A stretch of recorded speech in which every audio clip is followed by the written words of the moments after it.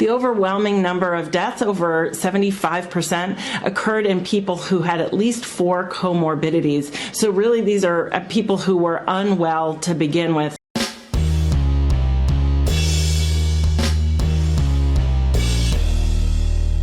How's everybody doing? My name is Anthony Brian Logan, and today we got to talk about what you just saw, which was CDC Director Rochelle Walensky saying what we've all known for a very long time. She let the proverbial cat out of the bag.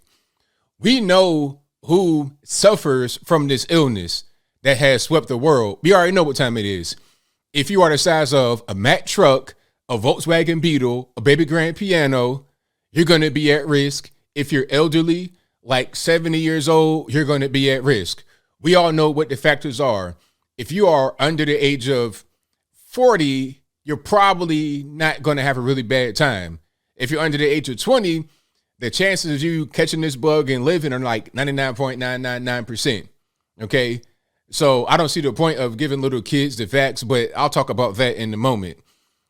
We all know who's at risk. We all know who is likely susceptible to this bug. She came out on TV and said what we've all known for a very long time. You've had guys that have been removed from social media platforms for saying that exact same thing, that 75% of those who die from this bug have at least 4 comorbidities. Now, take a wild guess at what these comorbidities are. And when I say comorbidities, I'm talking about things that you have on top of the bug, not just the bug itself. Pre-existing conditions, high blood pressure, heart disease, diabetes, and the number one thing, obesity. If you are a fat person, please lose weight.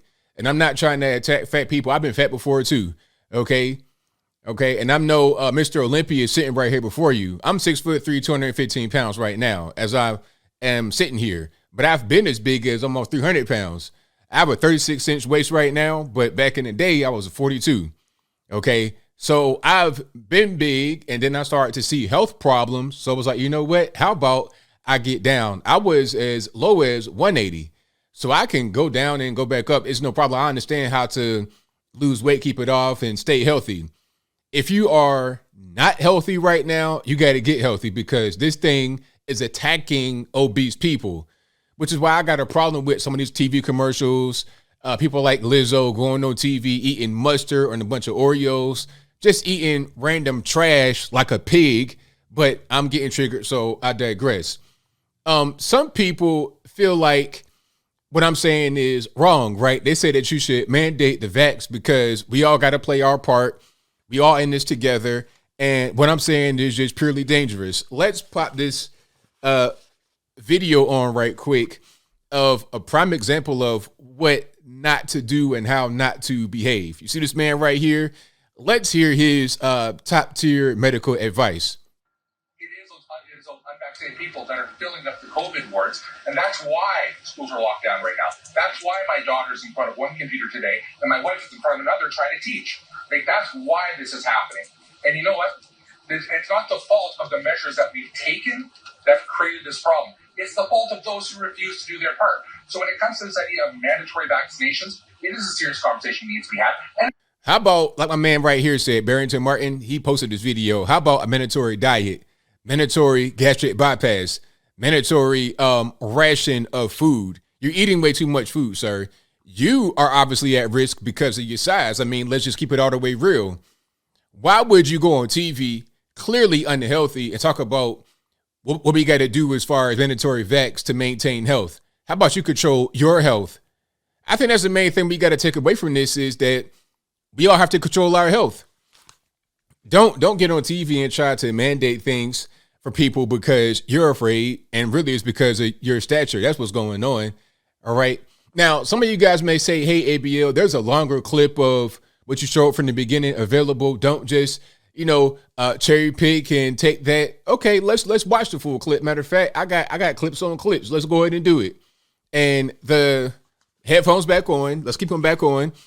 This is going to be from Good Morning America.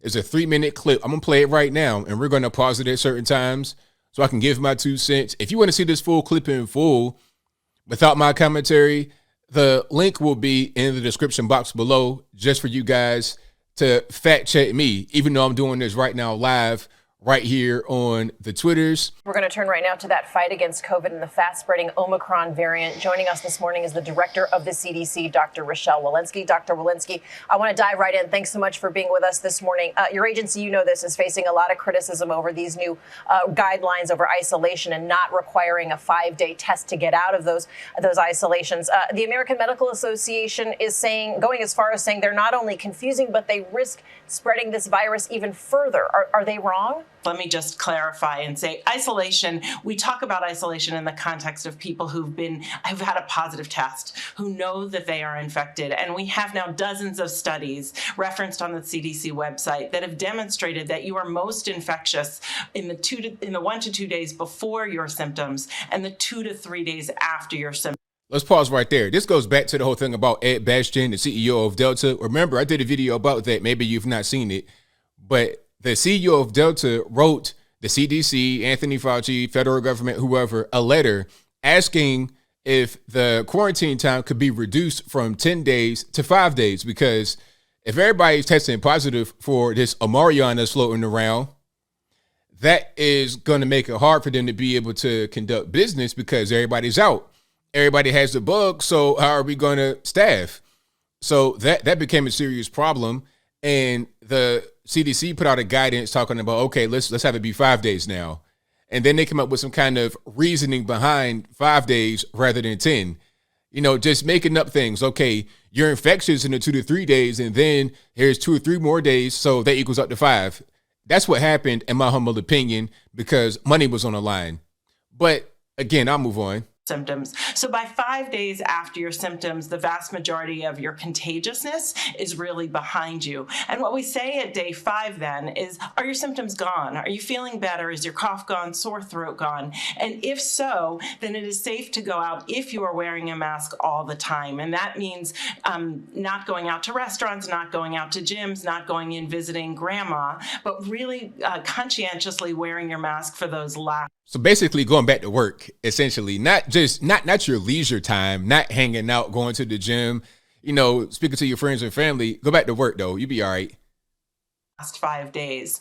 Now, some have said that they are interested in using an antigen or a home test at the end of those 5 days. And if people are interested and have access, then they may choose to take that extra step and do that antigen test. We've provided some guidance as to how to interpret that. And that means that if that test is positive, you should stay home for those extra 5 days. But if that test is negative, you should go out and continue to wear your mask. Now, I've read the AMA statement and I have deep respect for the AMA, but I will also say we've heard a lot of support for our ongoing guidance from public health partners, from other clinical and laboratory partners as well. Now, right there, she's talking about some of the conflict between some of the agencies, you know, the Medical Association, Dr. Fauci, herself, and, you know, NIH, CDC, all these groups kind of have different points of view.